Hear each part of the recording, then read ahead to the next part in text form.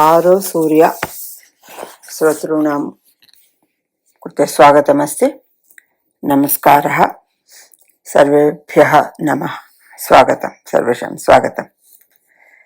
अद्य किञ्चिदिव श्रीमद् अरविन्दस्य पूर्णयोगः इति तस्य योगस्य नाम इति ज्येष्ठः वदन्ति। तत् किम् इति ज्ञातुं प्रयत्नं कुर्मः। यतः एतावता वयम् अरविन्दस्य स्वातन्त्र्य समर विषये तस्य प्रयत्नः इत्यादिकं दृष्टवन्तः। देव्याः श्रीमातुः आगमनम्, एतयोः द्वयोः मेलनम् अपि वयं ज्ञातवन्तः। अतः इतोपि किञ्चिदिव अरविन्दस्य आध्यात्मिकचिन्तनविषये किञ्चित् वा अद्य ज्ञातुं प्रयत्नं कुर्मः। किं वा पूर्णयोगः नाम? इत्युक्ते एतावता वयम् वस्तुतः एतस्य जीवनचरितस्य साधनचरितस्य आरम्भे एव वयम् उक्तवन्तः। तत्र गौतमबुद्धस्य विचारः कः, शङ्कराचार्याणां विचारः कः, अनन्तरं विवेकानन्दस्य कथमासीत् इति। अतः तस्य अग्रे एव एतत् प्रचलदस्ति इति अस्माभिः एकवारं स्मर्तव्यम्। तर्हि यतः तत् स्मरामः चेत् एतत् इतोपि स्पष्टम् अवगम्यते। अत्र पूर्णयोगस्य कथनमस्ति, त्रिविधं परिवर्तनम् आवश्यकम् मानवेषु इति। तत् किं वा तत् त्रिविधं परिवर्तनम् इत्युक्ते, हृदयान्तर्गतः चैत्यपुरुषः, सैकिक् बीइंग् इति यत् वदन्ति, सः बहिः आगच्छतु। बहिः आगच्छतु इत्युक्ते कम् इत्युक्ते किं, कः उद्देशः इत्युक्ते, अस्माकं जीवने वयं यत् यत् कुर्वन्तः स्मः बाह्यकार्यं, तत्सर्वं तेन चैत्यपुरुषेण क्रियमाणमस्ति। इत्युक्ते तस्य अध्वर्यवे एव एतत् प्रचलति इति ज्ञानं भवेत्। अतः तस्य बहिः आनयनम् इत्युक्ते सः अर्थः। द्वितीयं, तत्र उन्नतायाः मनः प्राणदेहानां प्रकृतिः इत्युक्ते अत्र आध्यात्मिक्याः भूमिकायाः प्रवेशं कृत्वा अस्माकम् उपरि स्वाधिष्ठानचक्रम् इत्यादिकं ज्येष्ठाः वदन्ति, तत्र उपरि या शक्तिः अस्ति तावत्पर्यन्तं गमनाय प्रयत्नः। अन्तिमं तत्र गत्वा पुनः अत्र आगत्य अत्र व्यवहारः सर्वः अपि द्रष्टव्यः इति। इत्युक्ते एतस्य तात्पर्यं किं भवति, वयम् अस्माकं सामान्यमानवानां तत्र भाषया अवगन्तुं यदि इच्छामः तर्हि, यदि अवगन्तुं प्रयत्नं कुर्मः तर्हि बहूनां साधूनां वा ज्येष्ठानां वा व्यवहारे भेदः दृश्यते, कदाचित् औन्नत्यं दृश्यते, कदाचित् पवित्रता दृश्यते. किमर्थं तथा इत्युक्ते तेषां व्यवहारः, तेषां कार्यं सर्वम् अपि तेषु विद्यमानः चैत्यपुरुषः कुर्वन् अस्ति. तत् कथं भवति इत्युक्ते ते चैत्यपुरुषस्य कृते सर्वं समर्पितवन्तः. अतः सः तान् व्यक्तिः, ताः व्यक्तिः चालयन् तत् अस्ति, सः चैत्यपुरुषः इति. अस्माकं वस्तुतः जीवनस्य ध्येयः सः एव भवतु. अन्तः गत्वा चैत्यपुरुषस्य आत्मज्ञानं वित्वा किं वा चिन्तयामः, तस्य ग्रहणं करणीयं. तत् कः इति ज्ञातव्यं. तस्य कृते अस्माकं विचाराः, अस्माकं क्रियाः सर्वमपि समर्पणीयं. सः यथा करोति तथा एव भवतु इति अस्माभिः सरेण्डर् करणीयम्. यदि सरेण्डर् भवामः तर्हि सः अस्मान् उपरि उन्नतचेतनामुद्दिश्य नयति. ततः आगत्य तत्रैव तिष्ठामः तर्हि प्रायः मोक्षं प्राप्तवन्तः गतवन्तः इति, प्रायः तत्रैव स्थितवन्तः इति चिन्तयितुं शक्यते वा, तत् न जानीमः. परन्तु ततः गत्वा तया शक्त्या यदि पुनः पृथिवीम् आगत्य अस्माकं व्यवहारः भवेत्. किमर्थं तथा यदि भवति तर्हि तस्य प्रभावः सर्वत्र परितः सर्वत्र भवति. तथा पुनः अन्येपि तदर्थं प्रयत्नं कुर्वन्ति. एतत् एकं तत्र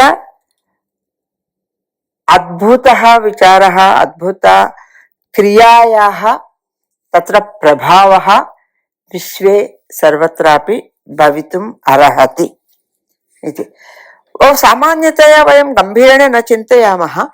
अस्मासु स्तराः अपि तत्र भवन्ति इति खलु. एतत् सर्वं कस्य कार्यं? मनसः बुद्धि एतयोः कार्यम् इति चिन्तनीयं. तत् अस्माकम् अधीने भवेत्. अनेन ज्ञानेन तान् वयं यदि नयामः तर्हि चैत्यपुरुषः तथा एव अस्मान् गृह्णाति, सः एव अस्मान् चालयति. मानवस्य सामान्य मनसि विचाराणां स्तराः अपि सन्ति. कथम्? उन्नतमनः, दीप्तमनः, बोधिमनः, अधिमनः इत्यादिकं वक्तुं शक्नुमः.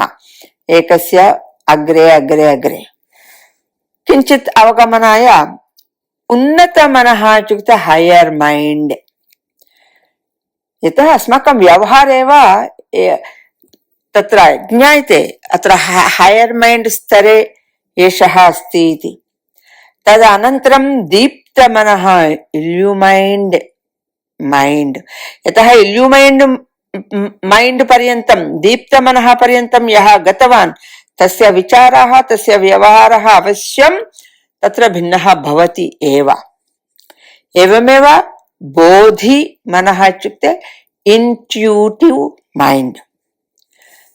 एतदपि अतः एव केचन सर्वे उन्नतस्तरं प्राप्तुं किमर्थं न शक्नुवन्तः सन्ति इत्युक्ते एवं मनसि स्तराणां ज्ञानं भवतु, तदर्थं प्रयत्नः भवतु, तदा एव प्राप्तिः अपि भवति.